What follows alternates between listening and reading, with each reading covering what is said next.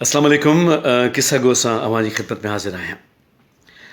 केतिरा ई महिरबान मुख़्तलिफ़ सलाहूं ॾींदा रहंदा आहिनि त कैमरा खे किथे रखियो वञे, माइक्रोफोन खे कीअं इस्तेमालु कयो वञे, पंहिंजे पाण खे कीअं ख़ूबसूरत करे पेश कयो वञे। पर अर्ज़ु इहो आहे त इहो सॼो जेको दरियाहु आहे उबूर कयल आहे ऐं ज़िंदगीअ में तक़रीबन 27 साल कैमरा जे पोयां गुज़ारिया आहिनि। त इहा शइ त ख़बर पए थी, समक ॾिए थी त पाण खे कीअं सुहिणो नज़र अचणु घुरिजे।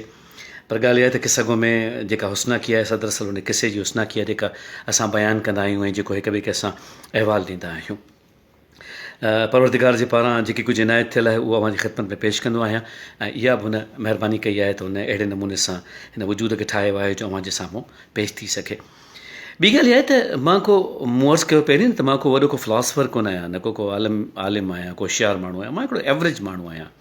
मूं वटि पंहिंजी हिकिड़ी सोच सम्झ आहे। मां कुझु सब्जेक्ट्स पढ़िया आहिनि, कुझु सब्जेक्ट्स खे ॾिसी वैसी ज़िंदगी गुज़ारण जी कोशिशि कई आहे।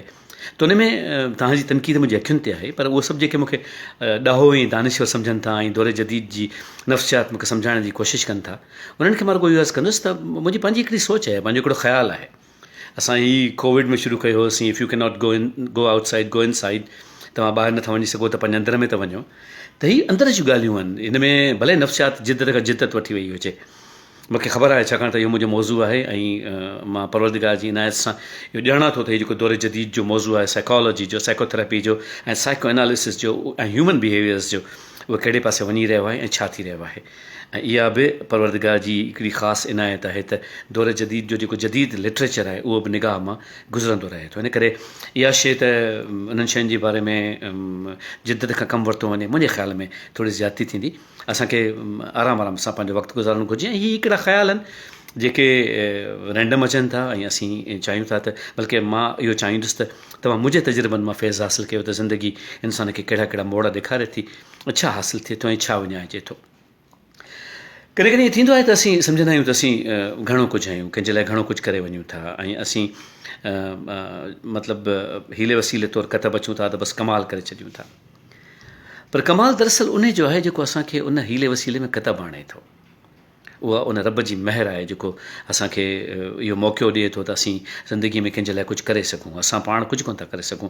गौर कयो त 500 cc 500 ml साहु खणूं था, उहो बि पंहिंजी मर्ज़ी सां खणी कोन था सघूं त असां पंहिंजी मर्ज़ी सां छा कंदासीं।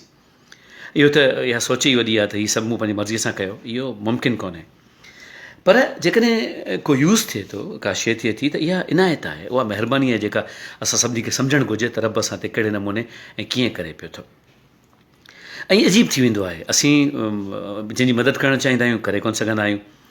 असीं कंहिंजी मदद न करणु चाहियूं, मदद थी वेंदी आहे।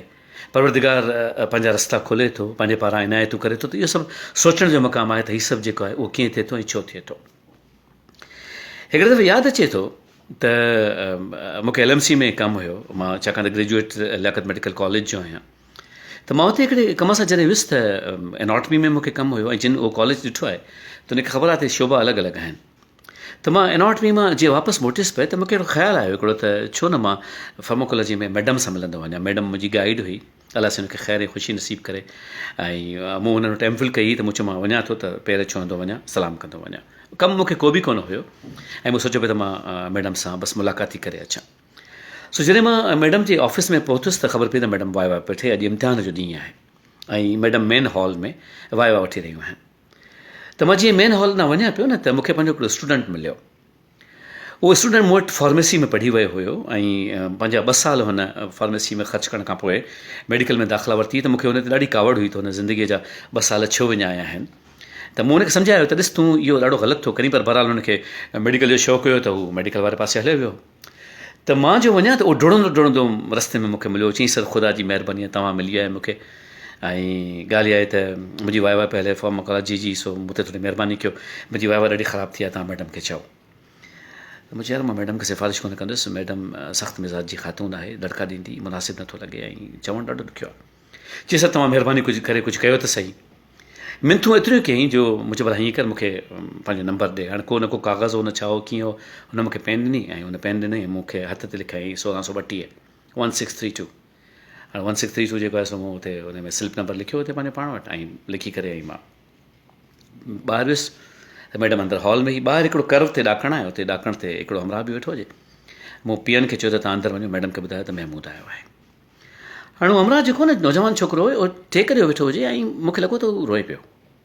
हाणे मां किथे कूड़ सां ॻाल्हायां, मूंखे लॻो त उहो रोए पियो, त मूंखे फील थियो। मां हमेशह इहा कोशिशि कंदो आहियां त माण्हू कंहिंसां ॻाल्हाए, त मूं हुनखे सलाम कयो। मूं चयो तूं ठीकु आहीं?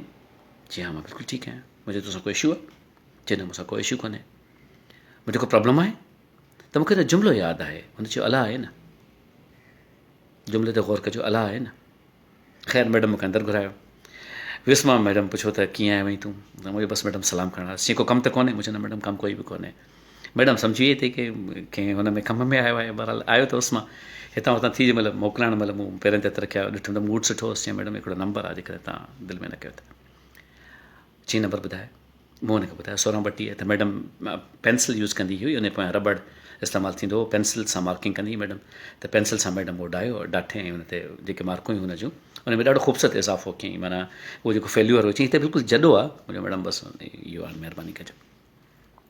हाणे उहो जॾो जेको आहे सो ॾाढनि सुठनि कलरनि में उहो अॻियां अची वियो।